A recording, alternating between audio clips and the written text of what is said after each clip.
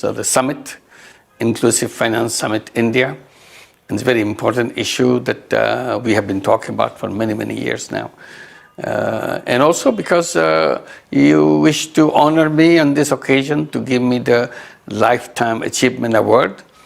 I feel very honored and I feel very happy that you give this recognition to the efforts that we have been making. And it has been a long time since we began this, what became known as microcredit. It started in a small village and then expanded, and we created a bank called Grameen Bank. Now 42 years, globally it has expanded everywhere. We practice microfinance in many different countries around the world, including in the richest country like United States. And it's been recognized. I have no complaint about that. People pay attention to it. That's how it has been adopted in many, many countries. But I keep saying that after all this recognition, all this practical demonstration that it works, you can do banking for the poor people. This is not something now unknown. People can do that anywhere in the world. But it's not the part of the mainstream financial system. It's still the footnote in the financial system. That's where the complaint that I keep raising, that something is wrong in the understanding, something is wrong in the attitude, in the policy making, that microfinance and such things remain as a footnote. Now, in that context, having the Inclusive Finance Summit is very important to raise this issue again in a different way. It's an inclusive summit, inclusive finance way. But I'd never felt comfortable with this idea of inclusive finance because I think the whole formulation of inclusive finance terminology misses out the issue, basic issue. At least that's the way I have been reacting to it, that's the way I've been seeing it. Because inclusive finance gives me the impression, or maybe it gives the impression to many others, that we are talking about existing institutions kind of extending their area of work to address the people who are missed out in the first round so that they can be brought in. The institutional side somehow is not emphasized. But my whole issue is the financial institutions, the way it is built to serve the rich. Basically, all the financial institutions are institutions for the rich. If you call them bank, they are actually bank for the rich. So if you want to reach out to the people who are left out, say the poor, we have to build the banks for the poor. These are different kind of institutions.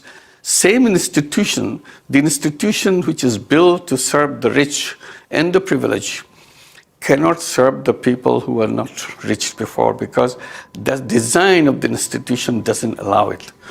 When we talk about microfinance, when we talk about banking for the poor, we're talking about some basic departure from the way the financial institutions are built.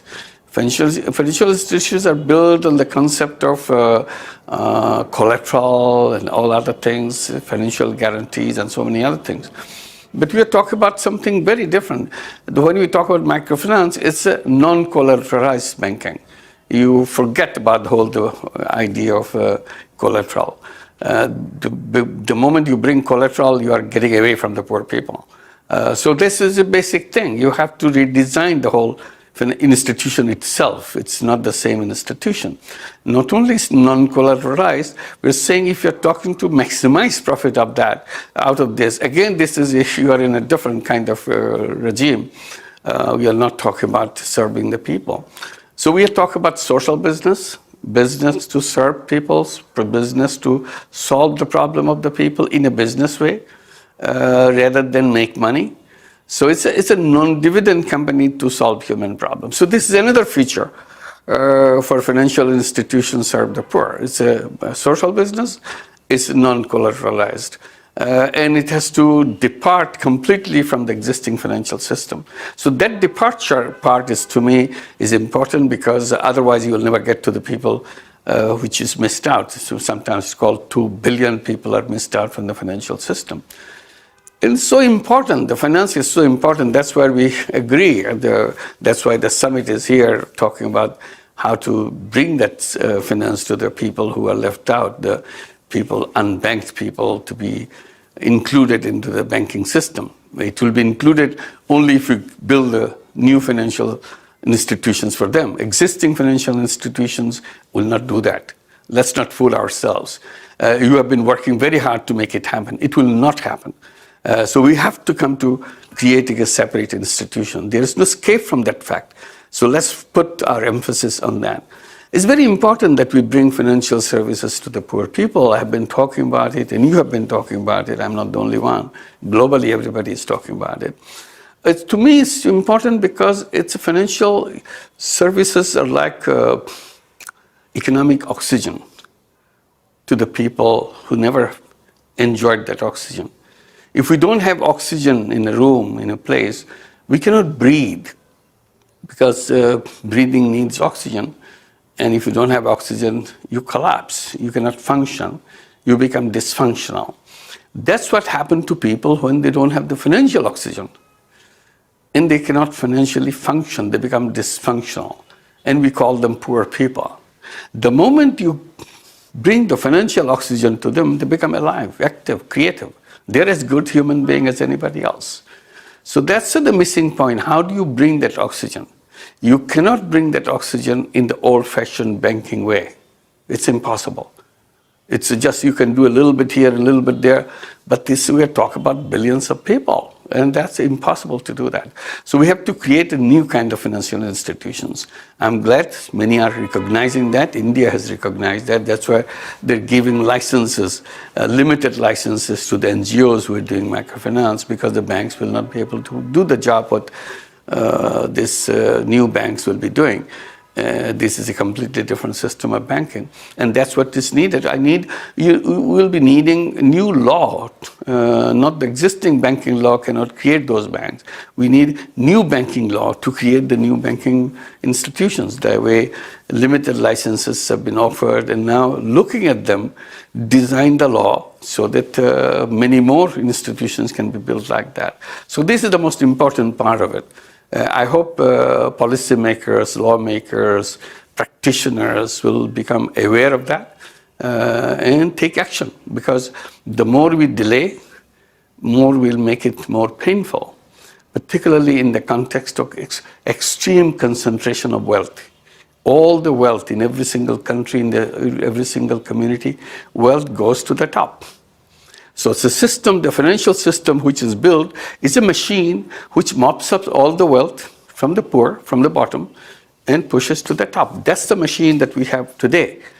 Unless we change that machine, redesign the machine, instead of mopping up the wealth, sending it to the top, it picks up the wealth from the top and brings down to the people so that it can be shared by everybody else. That's the machine that we have to build. That's a new financial system. New financial system is not to mop up the savings from the rural areas, send it to the urban areas, mop up the savings from the poor communities, give it to the rich communities. That's not the system which is going to work for us. It has to be a different kind of system. So we have to address the basic issue, is extreme concentration of wealth. And financial system is the vehicle through which it takes place. We have to redesign that system so that wealth is not moving up in the sky and in the hands of few people. It is coming to the bottom. All the wealth accumulated at the top is released, comes back to the people through the financial institution that we'll be building. That's what the inclusive financial system is all about. It's about institution building. It's not about words. It's not about just tinkering here and tinkering there. It's a basic problem. The way wealth concentration is going on, we are waiting for a ticking time bomb to explode. Socially, it will explode very soon, politically, socially, economically. And we are not noticing. We're so happy making money, lots and lots of money. It's a big fun to make money, but forgot that it has a big, big cost, social cost. It's an untenable system. So we have to, it's not only doing favor to the poor people,